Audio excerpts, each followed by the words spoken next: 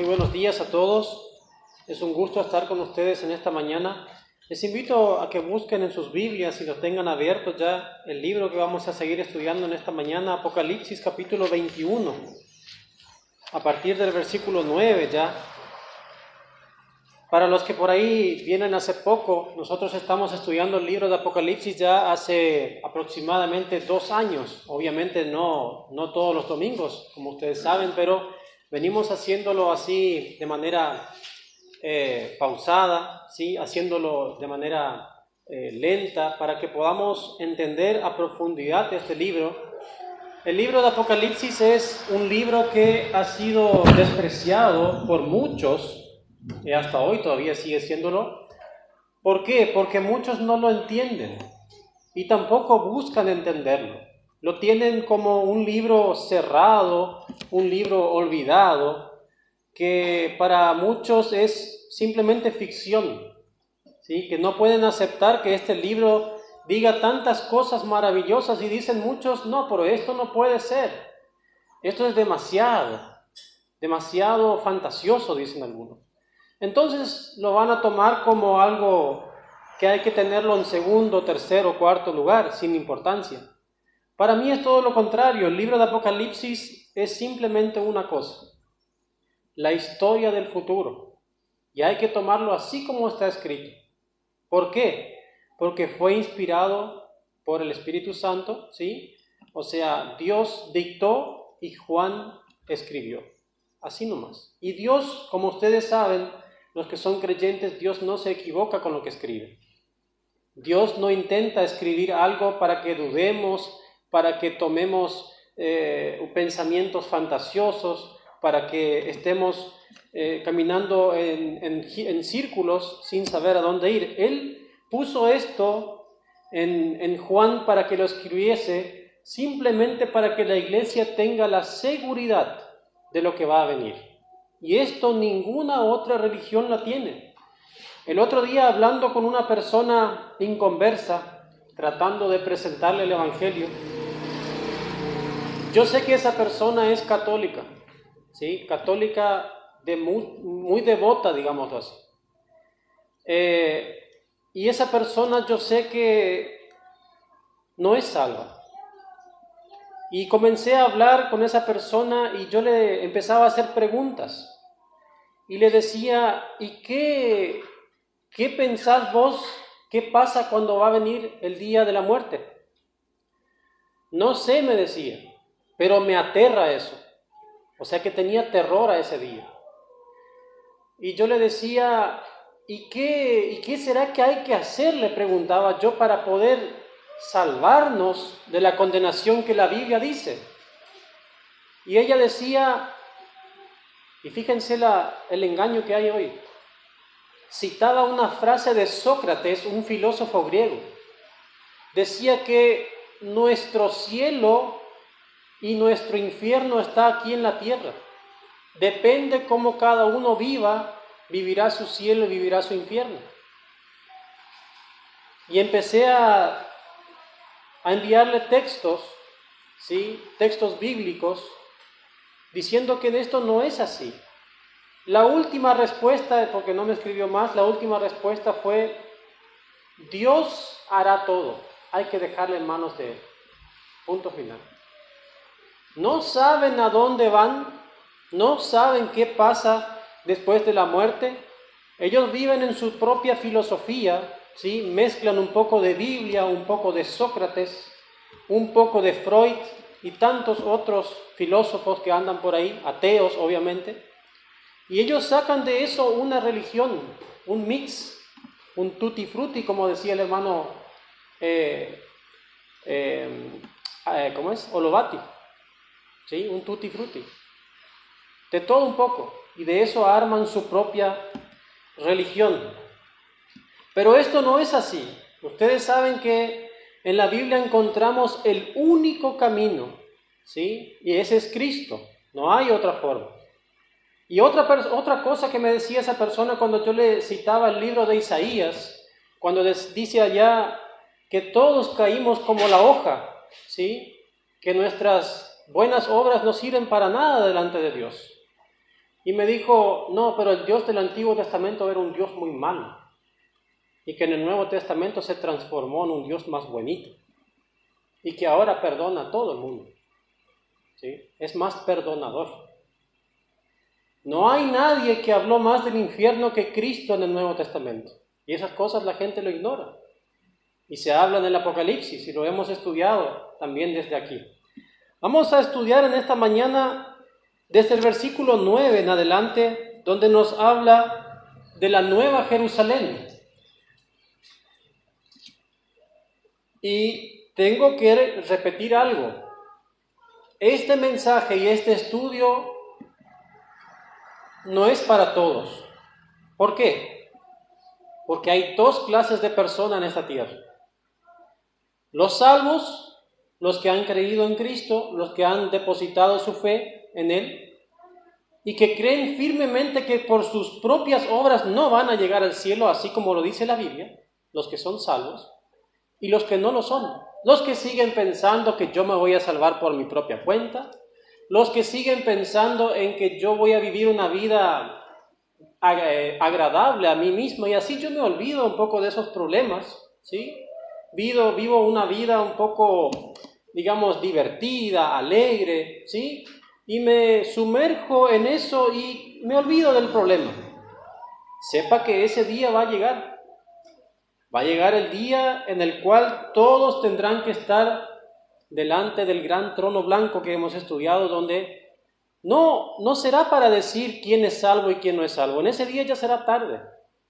En ese día todos los que estén frente al gran trono blanco ya están perdidos. Simplemente Dios hará un juicio justo para determinar por qué están ahí. Y el único motivo va a ser porque no creyeron en Cristo. Nada más. Dice el versículo 9, comenzamos a leer desde el versículo 9 en adelante, dice, vino entonces, dice Juan, a mí uno de los 7 ángeles que tenían las 7 copas llenas de las 7 plagas postreras, y habló conmigo, diciendo, ven acá, yo te mostraré la desposada, la esposa del Cordero. ¿Sí? Una esposa. Si vamos al capítulo 17, un poco más atrás, fíjese que el capítulo 17 comienza de la misma manera. Cuando se presenta la condenación de la gran ramera, que es la Babilonia moderna, que es, en otras palabras, el catolicismo romano, que ya lo habíamos visto, dice el versículo 1, vino entonces uno de los 7 ángeles que tenían las 7 copas y habló conmigo diciéndome, ven acá y te mostraré la sentencia contra la gran ramera, la que está sentada sobre muchas aguas. ¿Por qué hace este ángel? Utiliza las mismas palabras prácticamente. O sea, no es para comparar, sino para ver el nivel de peso que tiene una cosa y otra. Ahora, en nuestro siglo, en nuestra época, reina la gran ramera. Ella está sobre todo el mundo, fornica con todas las religiones. Cuando ustedes ven al Papa saludándose con el imán de los musulmanes, con el Dalai Lama, ¿sí? Y con todos esos líderes religiosos, podemos ver que se está juntando con todos, y eso se llama fornicación porque es mezclarse con otras religiones que no tienen nada que ver con Cristo. Y ahora también se están mezclando con los evangélicos, los luteranos, y están haciendo todos una alianza. Alianza que yo no quiero ver a esta iglesia nunca en esa alianza, porque eso es algo que Dios aborrece. Entonces vemos esa semejanza, pero en el capítulo 21 todo esto ya pasó. La gran ramera fue condenada, fue destruida, ¿sí? En 1 hora solamente dice que fue destruida, ya no existe más. Toda esta tierra ya no existe, o sea, fue renovada, todo lo que eran las obras de los hombres fue devorada por el fuego, ¿sí? Como lo dice allá en Pedro, todo fue devorado por el fuego y ya no existe más. Y a partir de ahora comienza una etapa nueva. Satanás ya está en el lago de fuego. Todos los pecadores no salvos están también en el lago de fuego que arde con fuego y azufre, sí, obviamente, sufriendo por la eternidad, ya no pueden salir más de ahí. No hay forma de que salga alguien de ese lugar, ya no hay más segunda oportunidad, la oportunidad es hoy, si no se aprovecha es tarde. Y llega este día, el día glorioso, ese día que tanto esperaban los profetas del Antiguo Testamento, los apóstoles y todos los creyentes de la historia. Ese día por el cual Moisés dejó los placeres y las riquezas de Egipto y por lo tanto se fue con Israel a sufrir en el desierto porque él tenía en su mente muy claro el concepto de lo que le esperaba en el futuro. Porque él podría haber quedado con el faraón, con la hija del faraón que era su madre adoptiva, ser un rey de Egipto, una de las potencias más grandes de la época, pero él sabía que si él se iba y obedecía a Dios por 40 años y más en el desierto, cumplía toda su voluntad y creyó en Dios y fue salvo por fe, hoy Moisés estará en un lugar especial en esa ciudad que se viene. Vean, vamos a ir a Juan, capítulo 14, el Evangelio de Juan.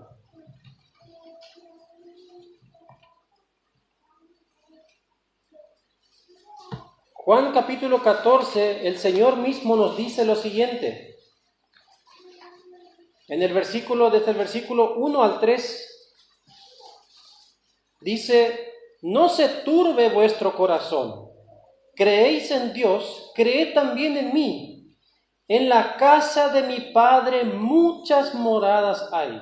Si así no fuera, yo os lo hubiera dicho.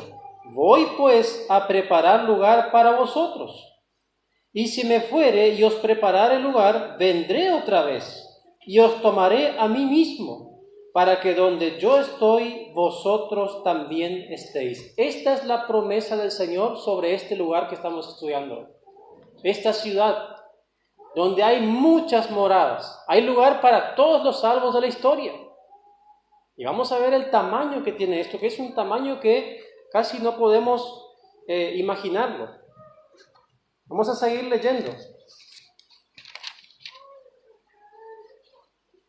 En la segunda parte del versículo 9 del capítulo 21 de Apocalipsis dice: ven acá, yo te mostraré la desposada, la esposa del Cordero. ¿Por qué tiene esa comparación? Porque es como un casamiento. Un casamiento como lo vemos hoy, la unión entre un hombre y una mujer, que es ese vínculo que Dios creó, que hace que sean un solo cuerpo. Por eso el Señor dice: voy a preparar lugar, y cuando volviere, ¿sí?, lo va a llevar a la iglesia junto. Eso era una costumbre entre los judíos. Pasó también, o pasaba mucho en la época de José y María. Venía el marido, ¿sí?, se presentaba, no había contacto con la mujer, ¿sí?, le preguntaba al padre de la novia si podía casarse, hacían todos los tratos. Entonces el muchacho se iba por un tiempo indeterminado, preparaba el lugar donde ellos iban a vivir y después regresaba y se casaban y se iban. Y ahí vivían juntos. No es como hoy que tenemos otra costumbre. Bueno, la costumbre judía es la que vemos aquí también. Para que entendamos por qué el Señor hizo esto. Él vino a la tierra, ¿sí?, hace 2000 años. Ahora fue a preparar lugar para nosotros y va a volver a buscarnos. Esa es la comparación para entender el tema. Vamos a ver en Filipenses también. La carta a los Filipenses en el capítulo 3, versículo 20. Nosotros aquí en la tierra estamos temporalmente, ¿sí? Y algunos dirán: no, pero yo tengo vida para rato, apenas tengo 15, 20, 25 años. Y si vivo hasta los 80, 90 y 100, hay para rato. No, no es mucho tiempo. Porque si tomamos ese tiempo con la eternidad, es solamente un abrir y cerrar de ojos. Dice en Filipenses capítulo 3, versículos 20 y 21, mas nuestra ciudadanía está en los cielos, de donde también esperamos al Salvador, al Señor Jesucristo, el cual transformará el cuerpo de la humillación nuestra para que sea semejante al cuerpo de la gloria suya por el poder con el cual puede también sujetar a sí mismo todas las cosas. O sea que si nosotros somos argentinos, lo somos aquí en la tierra, pero nuestra ciudadanía espiritual está en el cielo.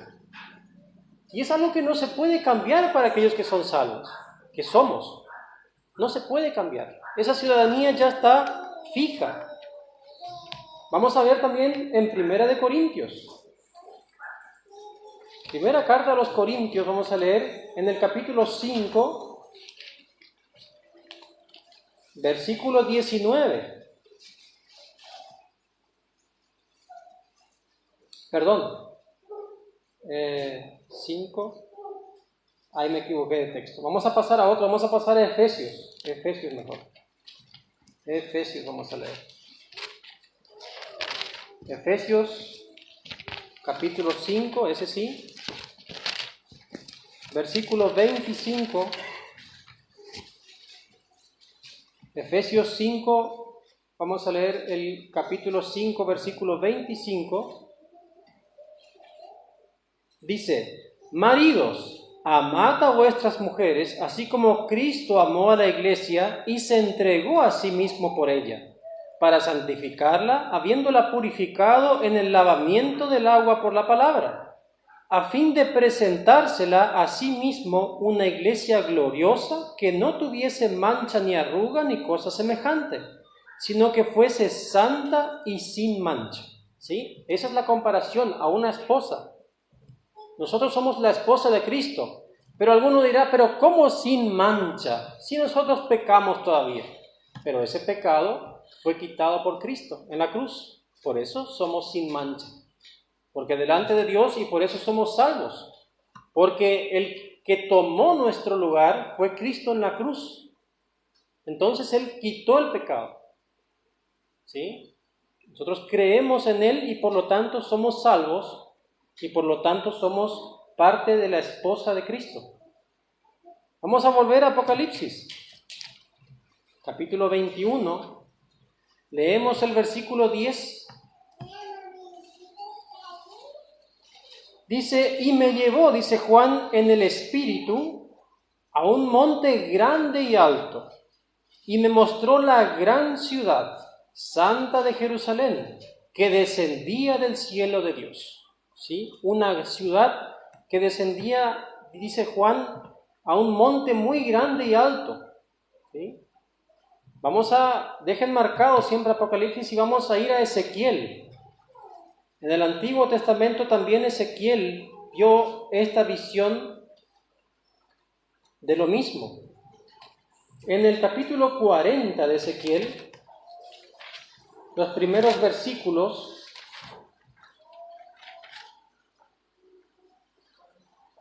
Ezequiel capítulo 40, versículo 1 dice, en el año 25 de nuestro cautiverio, al principio del año, a los 10 días del mes, a los 14 años después que la ciudad fue conquistada, en aquel mismo día vino sobre mí la mano de Jehová y me llevó allá. En visiones de Dios me llevó a la tierra de Israel y me puso sobre un monte muy alto, sobre el cual había un edificio parecido a una gran ciudad hacia la parte sur. ¿Sí? Y ahí empieza a describir todas las medidas de ese lugar. En el 40, en el 41, que no vamos a leer todo en esta mañana porque se hace muy largo. Pero Ezequiel ya lo vio en el Antiguo Testamento. Y esto se ve una vez más en Apocalipsis. ¿Qué dice más? En el versículo 11 de Apocalipsis 21. Dice, teniendo la gloria de Dios y su fulgor era semejante al de una piedra preciosísima, como piedra de jaspe, diáfana como el cristal. Aquí comienza la descripción de Juan de cómo era la ciudad. Juan, con su conocimiento de la época, ¿sí? Era allá en el año 90 y algo, cuando él escribió el Apocalipsis, después de Cristo, hace mucho ya, con su conocimiento terrenal, él tenía que describir y poner cosas terrenales como la piedra de jaspe para poder describir esta ciudad. La piedra de jaspe es una piedra que yo lo vi en internet, si ustedes la quieren buscar en sus casas, es una piedra muy hermosa, de color rojizo, ¿sí? Brilla mucho, tiene un color hermoso. Bueno, él toma esta piedra y describe la ciudad de este color. Y después dice diáfana como el cristal, o sea, transparente, ¿sí? Una piedra hermosa, de color rojizo, transparente. Pero, además de todo eso, dice teniendo la gloria de Dios. Y ahí viene lo interesante, que vamos a ir viendo despacito. Ustedes van a ir viendo durante el estudio que todo eso lo que aparece en el Antiguo Testamento, lo del tabernáculo de Moisés, lo del templo de Salomón, cuando Dios venía y moraba en el tabernáculo, o cuando Dios iba y moró en el templo de Salomón, la gloria de Dios, dice, descendía en ese lugar. Y dice que cuando Moisés hablaba con Dios, cara a cara, cuando subió al monte, cuando él volvía y cuando hablaba con él también, dice que el rostro de Moisés se iluminaba, y que tenía que ponerse un velo, porque cuando el pueblo de Israel lo miraba, cuando venía de hablar con Dios, su rostro resplandecía. Bueno, ese es el efecto de la presencia de Dios. Por eso la ciudad está hecha, dice, diáfana como el cristal, o sea que si la gloria de Dios está en la ciudad, la gloria de Dios ilumina toda la ciudad, siendo esta transparente. Es para que tengamos una idea de cómo será. Vamos a leer ahora el versículo 12. Dice, tenía un muro grande y alto con 12 puertas, y en las puertas 12 ángeles y nombres inscritos, que son los de las 12 tribus de los hijos de Israel. Ahí comienza a mencionar algo muy interesante. ¿Cuál es la necesidad de poner un muro a una ciudad como esta? Si no hay más peligro, si no hay más nadie que pueda asaltar la ciudad. Si Satanás está en el infierno, todos los malos, los que acechaban en el mundo, si los perversos están todos en el infierno. Bueno, esto es para poner un muro, significa que, en forma figurada, que esta ciudad está protegida de todo por la eternidad, ¿sí? Es nada más como una figura, nada más como eso. Dice 12 puertas con 12 ángeles. Además, en cada puerta hay un ángel haciendo guardia siempre. Es como que Dios nos quiere dar a nosotros la seguridad de que jamás habrá peligro en ese lugar. Es un lugar eternamente sin peligro, totalmente seguro. No se debe temer absolutamente nada. ¿Y qué dice más? Y nombres habían inscritos, que son los de las 12 tribus de los hijos de Israel. Vamos a ir a la carta a los Romanos, en el capítulo 9. ¿Y qué tienen que ver los nombres de las 12 tribus de Israel? ¿Por qué tienen que estar ahí? Si la iglesia es la que ahora está en la tierra, Israel ya pasó. Fíjense lo que dice Pablo en Romanos, en el capítulo 9.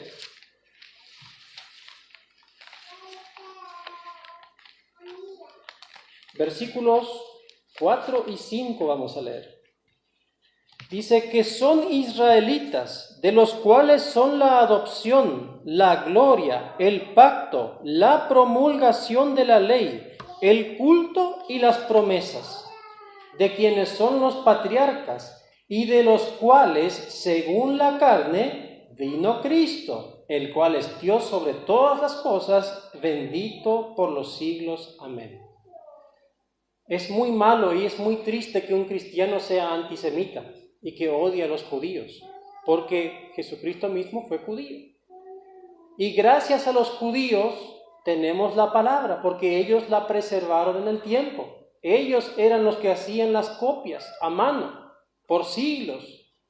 Y cada vez que venía un gentil, un romano o un egipcio o quien sea y quería destruir a Israel, y cuando venían para destruir a Israel significa que querían arrasar con todo, con toda la fe de ellos, con la creencia, con las escrituras, y ellos se encargaban de guardar todo esto. Y por más que los babilonios destruyeron la ciudad y los romanos destruyeron la ciudad en el año 70, hoy tenemos la palabra preservada, porque ellos guardaron en cuevas, en lugares donde nadie se imaginaba, guardaron la palabra de Dios que hoy tenemos. Vamos a leer también en Juan, en el Evangelio de Juan, en el capítulo 4, versículo 22.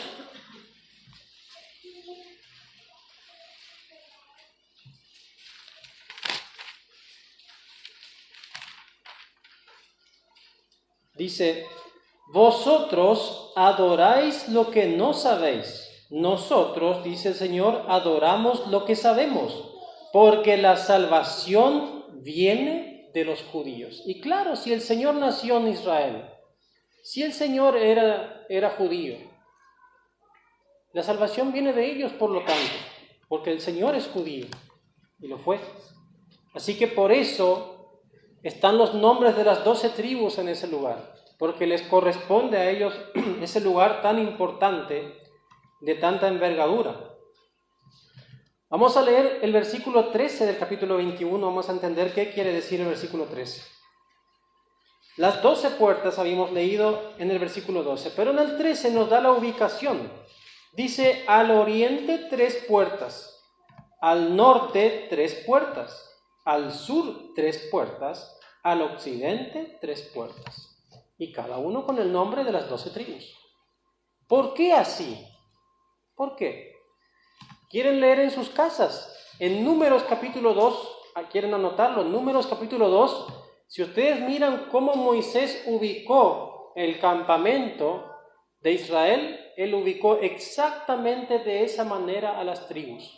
Y ahí da los nombres de cada tribu, al oriente, al occidente, al norte, al sur. Coincide todo. Todo lo que pasó en el Antiguo Testamento referido a Israel. Y leemos a veces, leemos Éxodo, Números, Levítico, Deuteronomio, y qué aburrido, qué largo. Y no nos damos cuenta que todo eso nos está mostrando cómo será la ciudad que Dios está preparando para nosotros. Todo eso tiene que ver. ¿Por qué? Porque Dios quiso mostrar una pequeña parte en la tierra a los hombres de cómo será el día de mañana y cómo es el cielo, cómo piensa Dios. ¿Sí? Por eso. Vamos a leer también en Ezequiel, nuevamente les invito a buscar, que también nos habla de esto, aparte de Números, que no voy a leer Números en esta mañana porque es un capítulo muy largo y tenemos que ir un poco más rápido. En el capítulo 48 de Ezequiel, vamos a leer, en la última parte ya del libro, Ezequiel 48, versículo del 30 al 34. Dice: y estas son las salidas de la ciudad. Al lado del norte, 4,500 cañas por medida. Y las puertas de la ciudad serán según los nombres de las 12 de las tribus de Israel. 3 puertas al norte: la puerta de Rubén, una; la puerta de Judá, otra; la puerta de Leví, otra. Al lado oriental, 4,500 cañas. Y 3 puertas: la puerta de José, una; la puerta de Benjamín, otra; la puerta de Dan, otra. Al lado del sur, 4,500 cañas por medida. Y 3 puertas: la puerta de Simeón, una; la puerta de Isaacar, otra; la puerta de Zabulón, otra. Y al lado occidental, 4,500 cañas y sus 3 puertas: la puerta de Gad, una; la puerta de Aser, otra; la puerta de Neftalí, otra.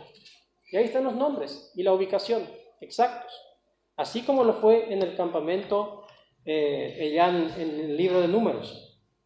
Sigamos leyendo Apocalipsis. Cómo pasa rápido el tiempo cuando estudiamos estos libros, es impresionante. Versículo 14. Y ahora sí viene la parte de la iglesia. Dice: y el muro de la ciudad tenía 12 cimientos y sobre ellos los 12 nombres de los 12 apóstoles del Cordero.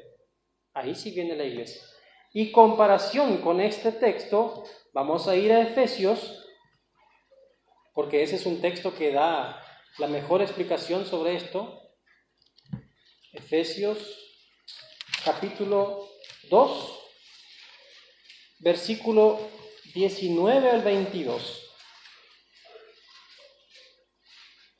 Y esto prácticamente es como la continuación del Apocalipsis 21. Fíjense lo que dice. Efesios 2, capítulo 2, ¿sí? Versículo 19. Así que ya no sois extranjeros ni advenedizos, sino conciudadanos de los santos y miembros de la familia de Dios, edificados sobre el fundamento de los apóstoles y profetas, siendo la principal piedra del ángulo Jesucristo mismo, en quien todo el edificio bien coordinado va creciendo para ser un templo santo en el Señor, en quien vosotros también sois juntamente edificados para morada de Dios en el Espíritu. Pablo escribe aquí y hace referencia a la iglesia aquí ahora en la tierra, cómo vamos creciendo en la iglesia en el conocimiento, ¿sí? Y nos vamos edificando. Pero en el cielo, en la Nueva Jerusalén, esto será literal así. O sea, el fundamento se va a poder ver con los nombres ahí incrustados, ¿sí? Es muy especial todo lo que el Señor ha preparado para nosotros. Seguimos leyendo en Apocalipsis, otro versículo más. Dice, el que hablaba conmigo tenía una caña, versículo 15, ¿sí? De medir, de oro, para medir la ciudad, sus puertas y su muro, ¿sí? Versículo 16, la ciudad se halla establecida en cuadro, ¿sí? La ciudad es cuadrada y su longitud es igual a su anchura. Y él midió la ciudad con la caña. 12,000 estadios, la longitud, la altura y la anchura de ellas son iguales. Al igual para allá, al igual para allá y al igual para arriba. ¿Sí? Es un cubo cuadrado. ¿Sí? 12,000 estadios. Significa que si traducimos eso a nuestro lenguaje actual, son 2,200 kilómetros, no metros. Kilómetros, 2,200 para allá, 2,200 para allá y 2,200 para arriba. Yo agarré en el Google Maps y hice una comparación aquí en Argentina para que podamos tener una idea rápida. Calculé desde Oberá hasta Rawson, allá en Chubut, ¿sí? Da 2,300 kilómetros por la ruta. Imagínense ustedes, ese es un lado de la ciudad, desde Oberá hasta Chubut. Ahí tenemos para el otro lado, hasta el Pacífico, pasando Chile, y así para arriba también. No, pero esto no puede ser, dicen algunos. Yo he leído un libro que dice que esto no puede ser porque no hay ciudad que se pueda construir así. ¿Acaso para Dios es algo imposible? El que creó los cielos, la tierra, las estrellas, el sol, ¿es imposible para Él hacer una ciudad así? No, no es imposible. ¿Y por qué podemos creer en esto? Yo les voy a dar un texto, vamos a ir al primer libro de Reyes, y ahí nos abre los ojos, y ahí decimos, pero es cierto, no puede ser de otra manera. Primer libro de Reyes, vamos a leer en el capítulo 6. Aquí se nos describe cuando Salomón tuvo que construir el templo. Ese templo glorioso que no hubo otro como ese. El templo que Dios mandó hacer a Salomón. Dice en el capítulo 6 del primer libro de Reyes, versículo 20. Fíjense y presten mucha atención. El lugar santísimo, ¿sí? El lugar donde Dios estaría, estaba en la parte de adentro, el cual tenía 20 codos de largo, 20 de ancho y 20 de altura. Era también lo mismo, la misma forma. Otra vez se cumple lo que hubo en el Antiguo Testamento, se repite en la Nueva Jerusalén. porque es figura de lo que habría de venir. ¿Sí? Y lo cubrió, ¿sí? Leemos todavía hasta terminar, y lo cubrió de oro purísimo, asimismo cubrió de oro el altar de cedro. O sea que era de oro todo. Y vamos a seguir leyendo Apocalipsis ahora. Dios morará en la ciudad, por eso tiene que ser la misma construcción. ¿Por qué tiene que ser así? Porque es el plan de Dios. Yo no puedo decir por qué Dios piensa así. Yo solamente describo cómo Él pide que todo se haga y cómo Él hace. Dice el versículo 17, y midió su muro 144 codos, de medida de hombre, la cual es de ángel. Un codo, ¿sí? El codo se mide desde acá hasta acá, más o menos entre 45 y 50 centímetros, de un hombre mayor, ¿sí? O sea que nos da más o menos unos 64 metros de altura el muro, ¿sí? Es bastante alto. Si decimos en esa medida, son más o menos un edificio de 25 pisos, ¿sí? Es un gran muro.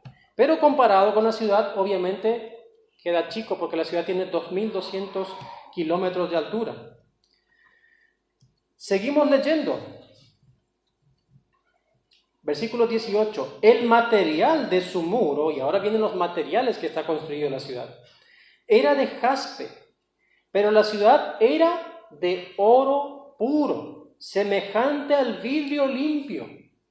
Difícil, yo no sé si en el mundo se encuentra un oro tan puro semejante al vidrio limpio. Es algo muy, muy especial. Pero vemos que el material, dice, el material completo del muro, dice, era de oro puro. No es que está hecho de ladrillos y cemento por dentro y por afuera tiene una capita de 2 milímetros de oro. No, es de oro puro, completo. ¿Sí? Y de jaspe, que es una piedra preciosa, muy cara. Versículo 19, y los cimientos del muro de la ciudad estaban adornados con toda piedra preciosa. El primer cimiento era de jaspe, el segundo zafiro, el tercero ágata, el cuarto esmeralda, el quinto ónice, el sexto cornalina, el séptimo crisólito, el octavo berilo, el noveno topacio, el décimo crisopraso, ni sabemos qué es eso, el undécimo jacinto, el duodécimo amatista. Ni siquiera vimos el oro, yo no sé cómo es el oro de cerca, que vamos a saber qué es el crisopraso. Pero son todas cosas de mucho valor. Y yo doy razón a un predicador que escuché en la radio el otro día, y tuvo mucha razón en lo que él dijo. El Señor no solamente nos salvó, no solamente es la salvación del infierno y ya está, de la condenación eterna me salvé, no. Encima de todo, que nos salva, nos está dando esto. Y por la eternidad, y sin enfermedades, sin dolor, sin angustia, seguridad completa. ¿Y por qué se sigue rechazando todavía entonces? ¿Qué le pasa a la gente? Una sola explicación: soberbia. La gente cree en filósofos, como dije al principio, cree que haciendo yoga va a llegar a un estado superior, pero no cree lo que la Biblia dice. Y la Biblia tiene tantos detalles, vemos el Antiguo Testamento, comparamos con el Nuevo, no hay error, no hay contradicción, pero no se convence. No hay forma. Son muy pocos las personas que realmente se entregan a Dios. Lamentable. Vamos a leer en Isaías, capítulo 54,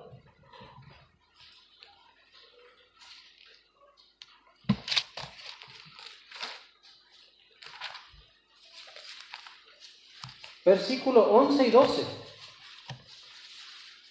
Aquí habla, el título lleva, dice del capítulo, el amor eterno de Jehová hacia Israel. ¿Qué le dice en el versículo 11?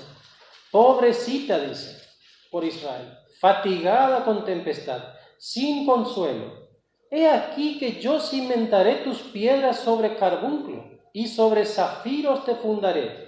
Tus ventanas pondré de piedras preciosas, tus puertas de piedras de carbunclo y toda tu muralla de piedras preciosas. No está hablando aquí de la tierra esto, está hablando de allá, cuando sea ese día, cuando esta ciudad gloriosa descienda sobre la tierra. Vamos a ir todavía de vuelta al primer libro de Reyes.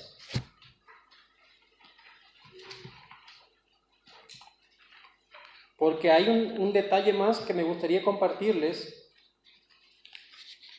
En el capítulo 6 también, es la misma parte donde se habla del templo. ¿Y por qué de oro? Porque también el templo se hizo así. Primer libro de Reyes, capítulo 6, versículo 30. Bien gordito. Y cubrió de oro el piso de la casa por dentro y por fuera. También era de oro. O sea que no es nada raro. Lamentablemente hoy en día parece que el mundo se ha vuelto cada vez más miserable, porque en la época de Salomón, bueno, Dios bendecía a Salomón, pero el oro en esa época era algo común, ¿sí? No era algo tan raro como lo era hoy. Dice que el bronce y la plata eran cosas como utensilios diarios, como para nosotros el vidrio hoy en día. Así era. Así que para nosotros por ahí es algo muy raro, pero en la época de Salomón era normal.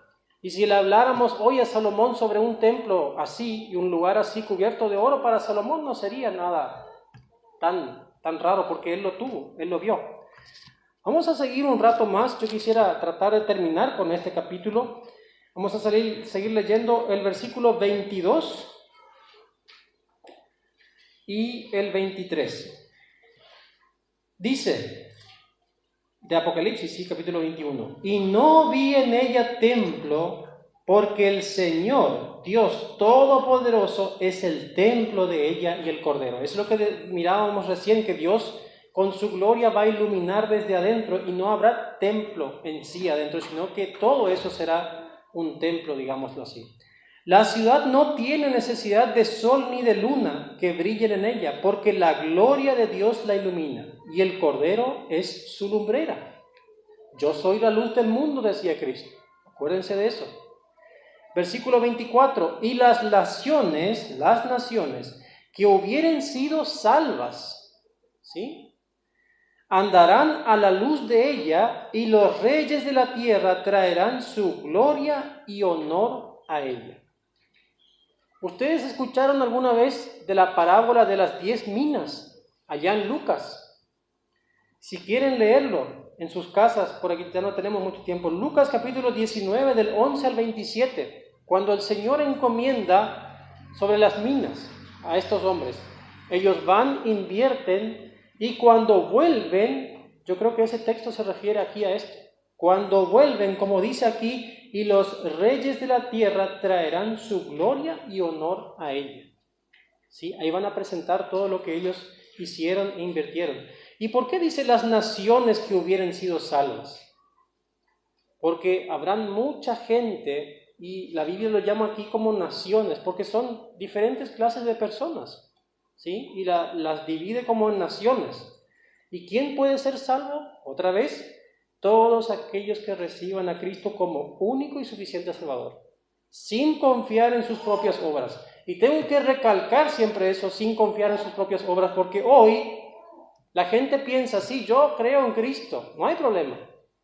Pero dentro de su mente algo siempre le está diciendo, no, pero yo voy a hacer algo para salvarme. Si usted piensa en eso, usted no ha sido salvo, porque no ha depositado toda su fe en la obra de Cristo. Piensa que es insuficiente la obra de Él, que no alcanzó. Murió en la cruz, sí, todo bien, sufrió, le dieron de latigazos, pero no alcanzó, no es el Hijo de Dios. Y es como y la verdad que me repugna el otro día viendo cómo en un colegio acá no verá, le enseñan a los chicos en un colegio privado, donde tienen educación cristiana, entre comillas, cuidado con esto, les enseñan canciones a los niños y cantan Jesús mi superhéroe, cantan ellos. Y yo vi el video como cantaban y aplaudían y estaban ahí, Jesús mi superhéroe. Lo ven, y creo que si no me equivoco bien, lo nombraban a Jesús como alguien parecido a Superman. Si ustedes habrán visto la película de Superman, bueno, de ahí no pasa Jesús. Es un superhéroe, fue una buena persona, hizo bienes en la tierra, pero salvación y eso yo me encargo solo de eso, no hace falta, dicen ellos. Vamos a terminar de leer ese capítulo de Apocalipsis, versículo 25. Sus puertas nunca serán cerradas de día, pues allí no habrá noche.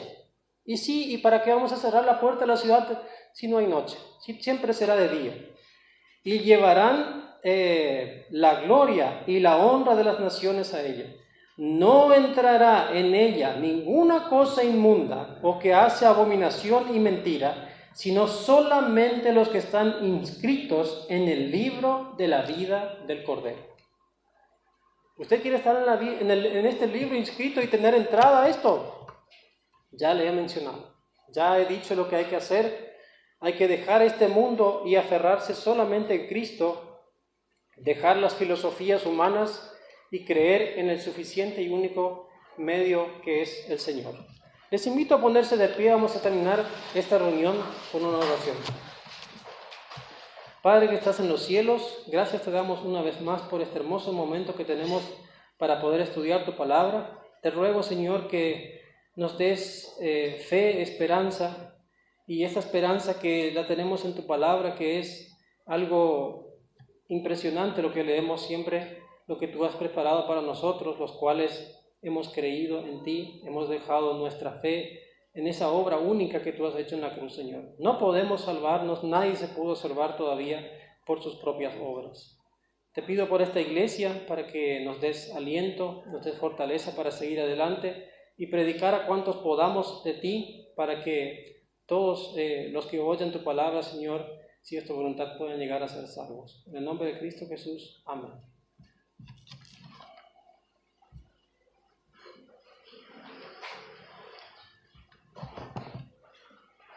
Gracias damos al Señor por su palabra. Vamos a cantar todavía el himno 143 y con esto vamos a estar terminando nuestra reunión. Himno número 143. Qué lindo es ver estos estudios, ¿sí?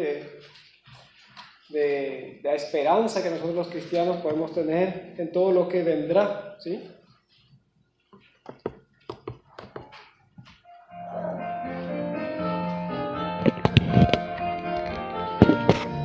He visto el rugido rayo y oído el trueno rugir, las olas con su estallido queríanme destruir. Oí la voz de Cristo, calmó la cruel tempestad, pues prometió no dejarme, siempre conmigo está. No me desamparará ni me dejará, pues prometió no dejarme, Él conmigo está. No me desamparará ni me dejará, pues prometió no dejarme, siempre conmigo está. Las nubes me envuelven y tentaciones también, ante Jesús se disuelven, Jesús es mi sostén. Me guarda